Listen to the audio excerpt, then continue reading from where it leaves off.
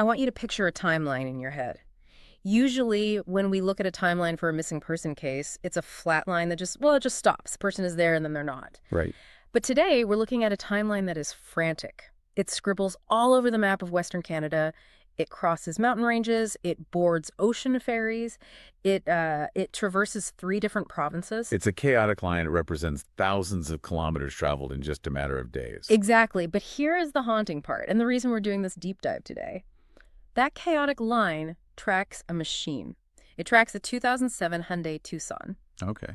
But the owner of that machine, a 24-year-old woman named Natanis Merasty, her timeline seems to stop before the chaos even begins. And that is the fundamental disconnect here. Yeah. You have a vehicle that is, for lack of a better word, loud, geographically speaking. Mhm. It is screaming its location from the prairies to the Pacific. And then you have a driver, Natanis, who is completely silent. We're recording this in January 2026. It's been months since Natanis disappeared in May of 2025. And looking at the file the Edmonton Police Service has built and the updates they've released, this isn't just a missing person flyer. No, not at all. This is a forensic puzzle involving geography, mechanics, and a very, very disturbing attempt to rewrite reality with a can of spray paint. That paint job. I mean, honestly, that is the detail that keeps me up at night when I look at this case file. It changes the entire complexion of the investigation, but we'll get there. Right. First, we really need to understand who we're looking for. Let's ground this. We're talking about Natanis Merasty. She's 24 years old. She's Indigenous from the Peter Ballantine Cree Nation in Saskatchewan. Specifically, she has roots in the Larange and Prince Albert areas. And context here is key. She wasn't an Edmonton local. She was visiting the city. She arrived on May 2nd, 2025, seemingly to visit friends or acquaintances. So she's in a big city, but it's not her city. Her family, her aunt Marcella Merasty, her uncle Victor Michel, they've been very vocal. They describe her as soft-spoken, shy, loving. The family calls her Sikh, or Sequin.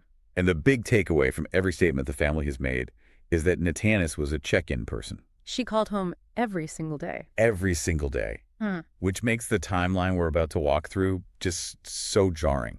This isn't a slow drift away from communication where someone, gradually stops calling. It's a hard cut. Yeah. 1 minute she is there, visible on camera, acting relatively normal. The next, she's gone. So let's unpack that hard cut. We need to reconstruct the early morning hours of Monday, May 5th, 2025. The location is West Edmonton. This is what I call the baseline phase of the investigation. The Edmonton Police Service, the EPS, pulled CCTV footage that establishes her last confirmed movements. It starts at the Continental Inn. This is at 166th Street and Stony Plain Road. For those who don't know Edmonton, Stony Plain Road is a major artery. Lots of motels, strip malls, lots of traffic, even late at night. It's 1:22 in the morning. Natanis is seen on camera getting into her car, that black 2007 Hyundai Tucson. She drives away. Okay, 1:22 a.m., late night, early morning. But here's the first little anomaly. She comes back. 8 minutes later, at 1:30 a.m., the car returns to the hotel. Let's just pause on that. 8 minutes. In a city like Edmonton, at 1:30 in the morning, where can you go in 8 minutes? Right. You can't get across town, or you can barely get to a drive-thru and back. That's what I was thinking. It's a trip to a gas station, maybe circling the block. Or picking someone up. Huh. Or dropping someone off. We don't know the why, but we know the behavior implies she wasn't leaving for good yet. She came back to base. It suggests she was still tethered to that location. She stays at the hotel for about an hour after that return trip. Then, at 2:37 a.m., she leaves again. And this time, she doesn't come back to the Continental Inn. And this leads us to the absolute last confirmed sighting of Natanis Merasty, the person. Not the car, the person. Right. Less than 20 minutes later, at 2:55 a.m., she walks into a 7-Eleven, this is nearby, at 156th Street and 107 Avenue. The cameras are pretty high quality here. We have a clear visual. And if you're listening to this, I really want you to visualize this moment. Because this is the baseline. This is the last time anyone can say with 100% certainty, that is Natanis. She's wearing black pants, a black and gray long-sleeve shirt, and white shoes. She's carrying a black fanny pack. She looks normal. She walks in under those harsh fluorescent lights, does her business, and walks out. And then it's the cliff. She presumably gets back into her car. But from 2:55 a.m. onwards on May 5th, the narrative splits in two. The car goes on an odyssey, Natanis. She effectively vanishes. This is where it gets really interesting and honestly really disturbing, because the car initiates what you've called a ghost journey. A ghost journey, yeah. It's when the vehicle moves with purpose, But the human element is missing from the data. Let's map this out, because the route is erratic. It's still May 5th. She's just left that 7-Eleven in West Edmonton. Now, if she were going home to Saskatchewan, logically, she'd head east on the Yellowhead Highway. Makes sense. And the car does go east initially. It goes to Sherwood Park, which is a community right on the eastern edge of Edmonton. Right. So if you're in Sherwood Park, you're pointing towards Saskatchewan. You're pointing home. But then the car pulls a massive geographic U-turn. It stops heading east. It heads southwest. And it doesn't just hop on the main highway south to Calgary. The timeline shows the car at Buck Lake, then Nordegg, then Lake Louise. I want to emphasize the geography here. Nordegg is deep in the foothills. It's historic mining country. To get there from Buck Lake, you're likely taking secondary highways, maybe even the Forestry Trunk Road. These are isolated, beautiful, but desolate roads. Long stretches with no cell service. No cell service, no gas stations. It's not the route you take for speed. It's the route you take if you want to stay off the QE2, the main artery, where all the traffic, the cameras, and the police are. Yeah. It feels like an evasion route.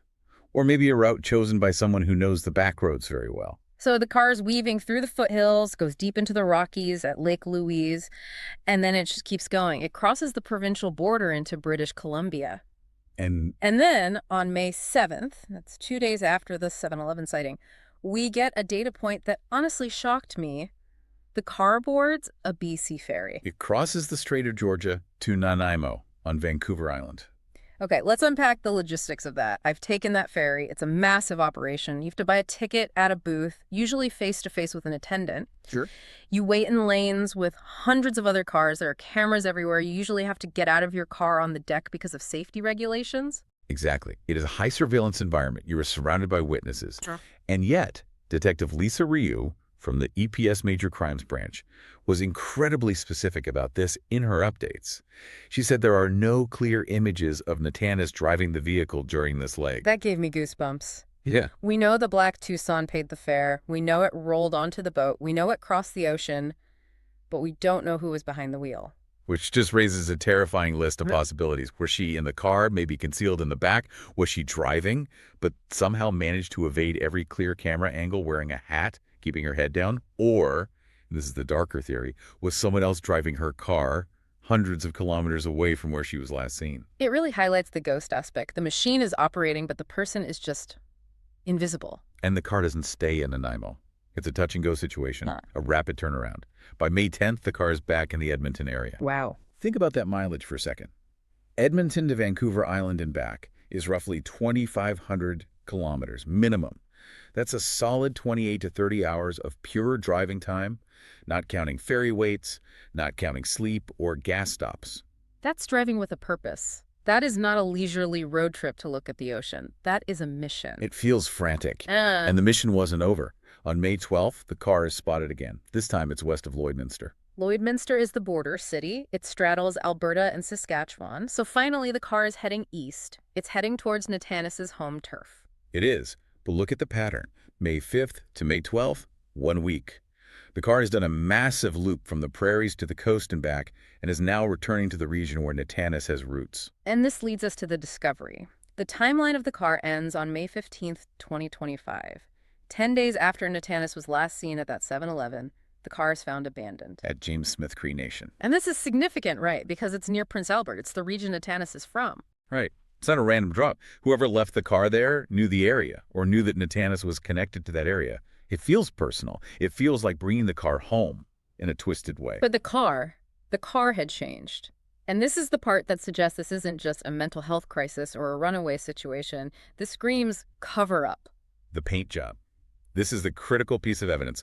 When Natanis drove that car on May 5th in Edmonton, and when it was seen near Lloydminster on May 12th, it was black.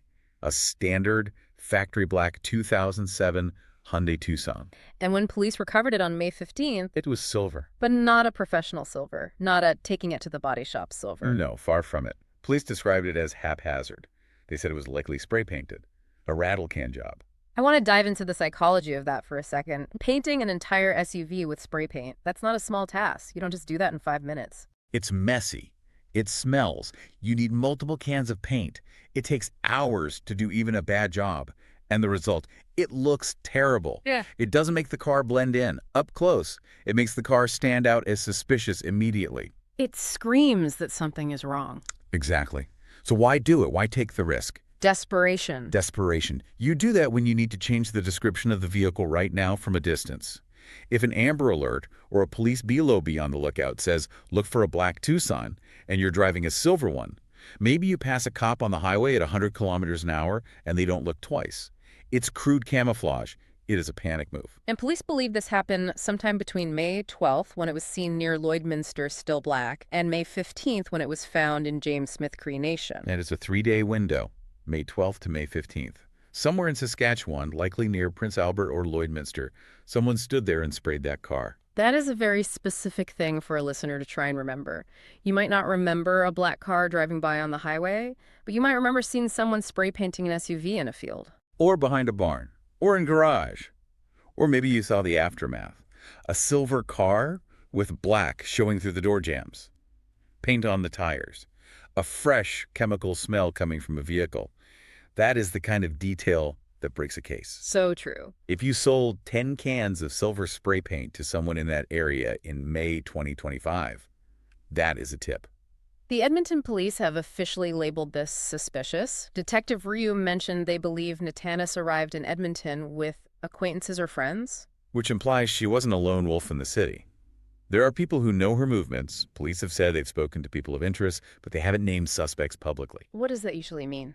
It usually means they have a theory, they have a narrative, but they need that one piece of physical evidence or a witness statement to lock it down. They need the glue to hold the case together. And while the police work the forensic side, let's pivot back to Natanis, because we've talked a lot about the machine, the mileage, the paint. But there is a family in agony here looking for a person. Absolutely.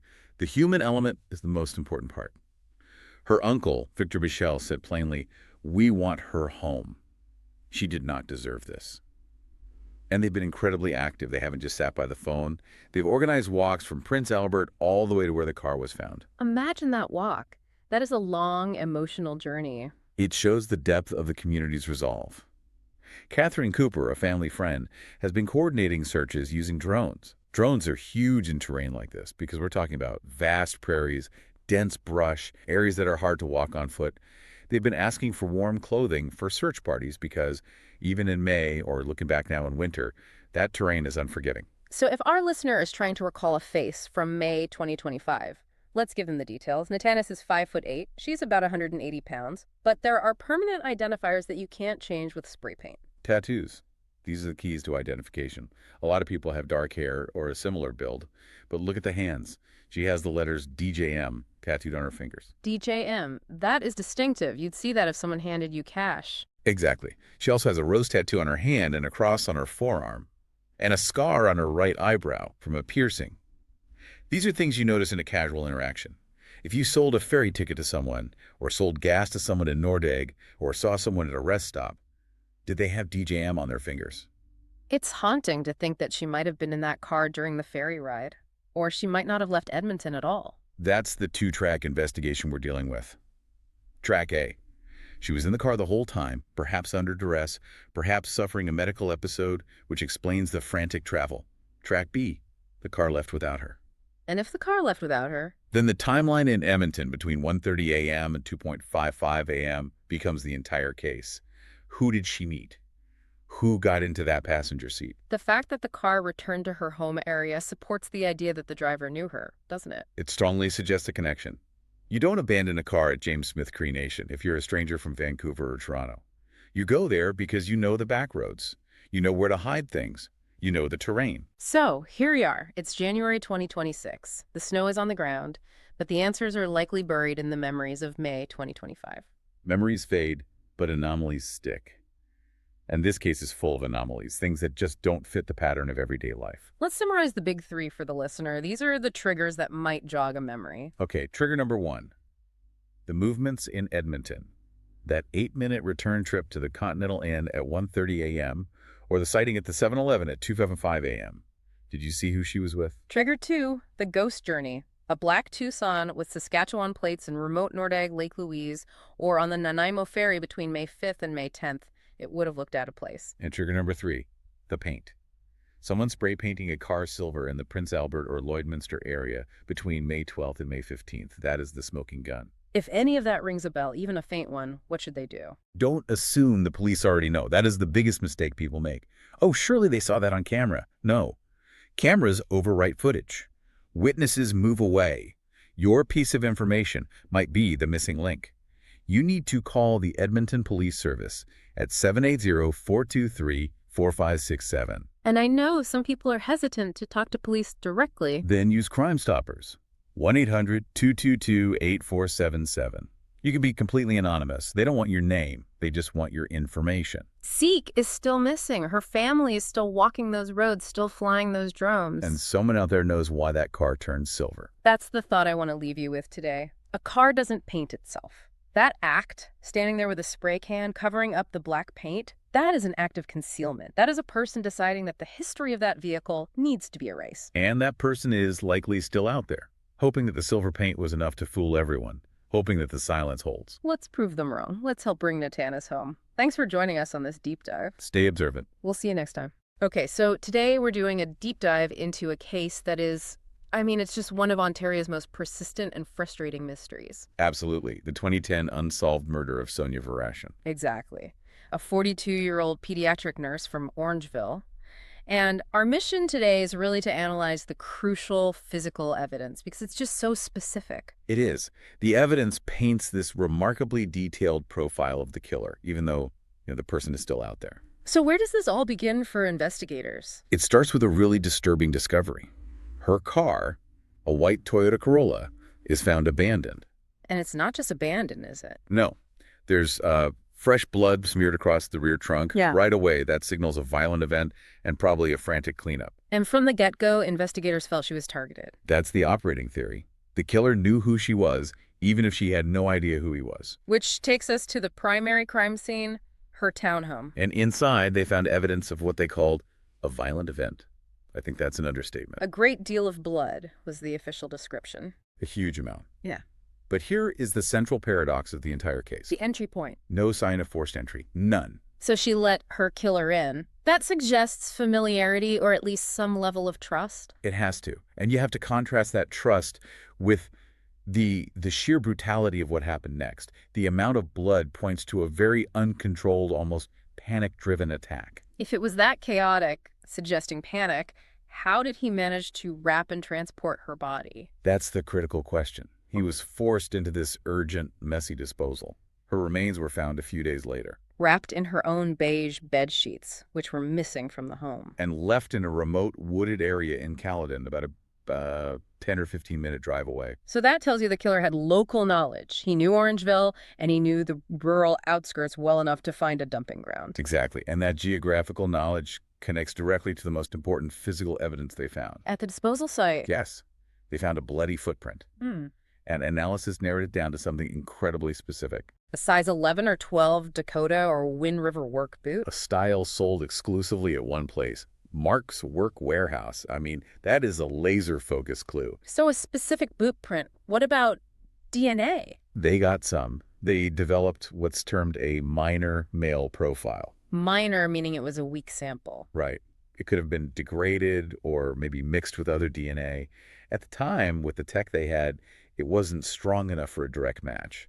But technology has come a very long way since 2010. It certainly has. Police have been optimistic about advances like STR mix. And that's the technology that can work with these really complex or low-quantity samples, isn't it? It is. It uses this kind of probabilistic modeling to mathematically separate DNA profiles that older methods just couldn't read, so that weak sample could still be the key. If you connect all those dots, the profile becomes intensely specific. It does. You're looking for a local male, probably works a blue-collar job, given the boots, who knew Sonia, and who had to get rid of a lot of contaminated evidence immediately. The boots, his clothes, everything. And because of that, police also detailed the behavioral shifts they expected to see in the killer right after the crime.